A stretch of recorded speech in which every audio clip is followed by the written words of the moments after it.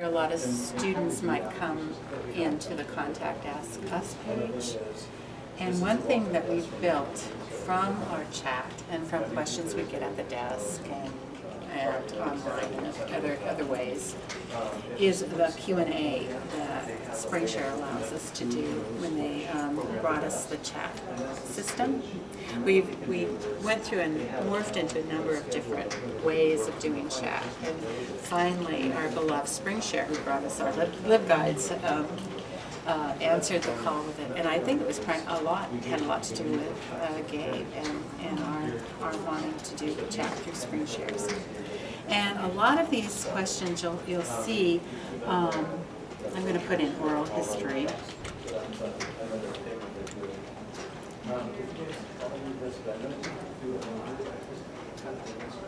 You'll start to see things that have been answered by other folks in different areas, and I believe this one is one Ruth did. She monitors our questions, and as she sees one come through a chat, she looks at our chat transcripts, I think, or through email, she'll add to it or set us straight sometimes, but usually she'll add to it, and then Gabe or Ruth will actually put the question and the answer into the Q&A system. I think Clarissa has done one from circulation, and Kate has done one, and we'd like to see more of our Learning Commons partners kind of share and get engaged. The cool thing about these questions, let me see if we go back, is that anybody can add them who's registered for doing chat, and anybody can edit them. So you can work together, and I have heard of no fights or battles over what is the right answer or wrong answer, so I think we're handling it very well. Gabe has done, he's done the most by and far away. He's done the most because he's an extended ed librarian. It's in his best interest to see that his students use the Q&As. And I've added quite a few, and then there's been a scattering from other people too, but it's something that we can really build on in the future. An amusing story. When I first got here and Gabe was showing me this, I typed in just to play. I said, "Who is the new director of Heritage Resources?" About 5 seconds passed, and Robert Presti answered. He said, "Why, I believe it's you."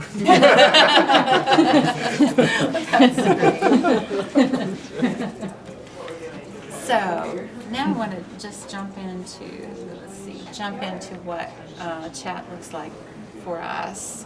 This is a chat page, and here you can see the operators that are online. There are 3 of us. I'm here. I'm monitoring anything that might come into my pages, and then the reference services desk. What we'd like to see is bunches and bunches of people representing the different Learning Commons partners, so that we have the option of transferring some of these chats to them. It seems to make sense that we would be the ones that would monitor them and do the intake, but I'll show you in just a minute how we might. Why don't you do the second question, Elizabeth? I have my pseudo student in the background. So if I didn't have this page on at the desk, a window would pop up with the chat. And what I would do is click on the launch, and here I get the question. I have an overdue notice for a book. I know I returned. Can you help? Now, of course, I can't get into the patron module, so this is Sunday, and I want to transfer it to Amy over circulation desk instead of calling her.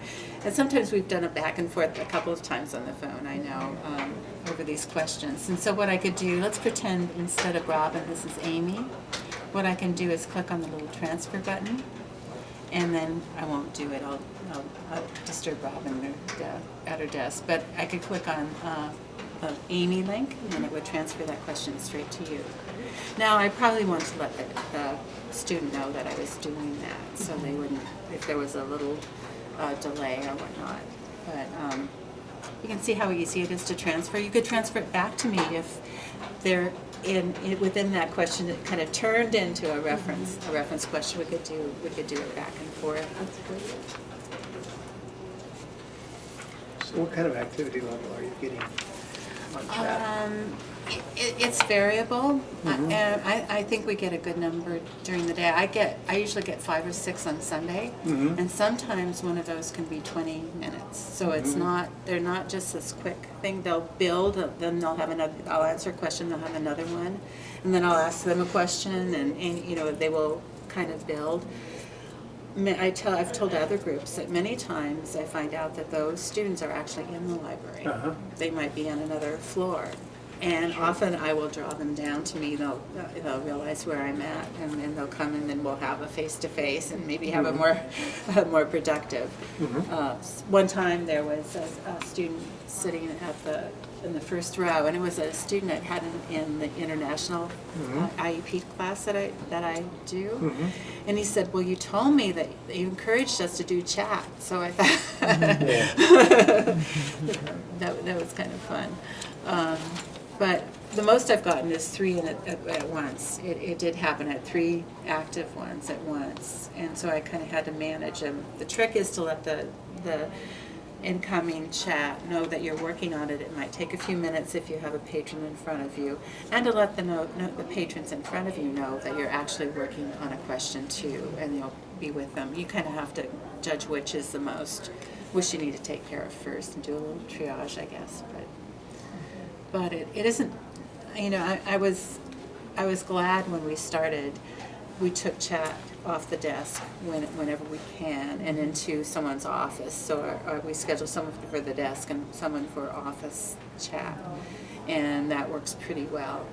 And Gabe and Paul and I feel the more people there are on chat, not just from other areas, but from our own area, the better it is. And so we try to be on chat as much as we can. Often I'll catch them, and the person, if their person somewhere else doesn't catch it, they're probably stepped away for a few minutes. I mean, you have to get a drink of water every now and then. So the more people that are on chat and see them coming in, the better. And you can lose them. They don't automatically go to email, so you can lose them. Any questions about that?